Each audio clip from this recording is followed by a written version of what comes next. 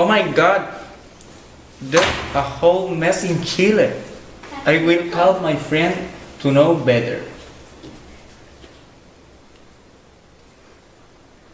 Hello friends, I'd like to know what's going on in Chile. I have been reading a lot of news and I wanted to learn from a closest source. How did it start? Social uprising initiated when dozens of, of high school students start jumping a subway. Turnstile due to the increase in the subway fare. The movement showed the state abuse and more demands were ending up, such as improving in AFP and better, more equal education, better health programs, government funded. Etc. As the demonstration increased, the main motivation was to create a new constitution to solve the majority of the demands, since the actual constitution was created under Pinochet dictatorship. And how did it continue? What about the authorities?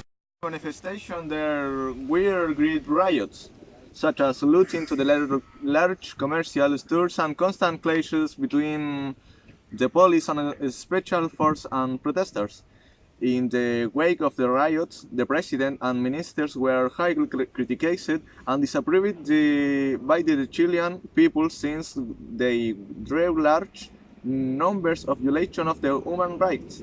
A high percentage of women were victims of sexual abuse, and the many protests lost an eye, or even both, due to the virtue drawn by the police.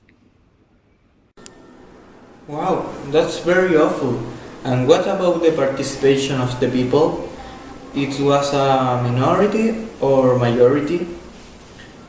I have read about a boycott to a test. What can you tell me about it? Nowadays the manifestations continue but with less flow of people. The first one were massive. The amount of people who assisted was impressive, from students to whole families. Currently the people seem to be living in absolute normality, while the most committed to the manifestation still fighting on the streets. A couple days ago the university selection test was performed, the PSU.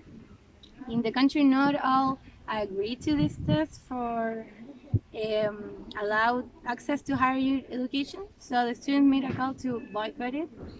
And so in consequence, I think 67, my friend. 67 schools had to suspend the rendering of the test. As you can see, in spite of everything seems to be back in normality, people are still angry because no great changes have been achieved within the country, and the opinion of the people continues without taking into account. So we believe that a revolution will be formed in March in response to the social discontent. I hope the fight's worth it and Chile could change in a better way. I admire you guys and keep resisting. I have to go now. Bye friends.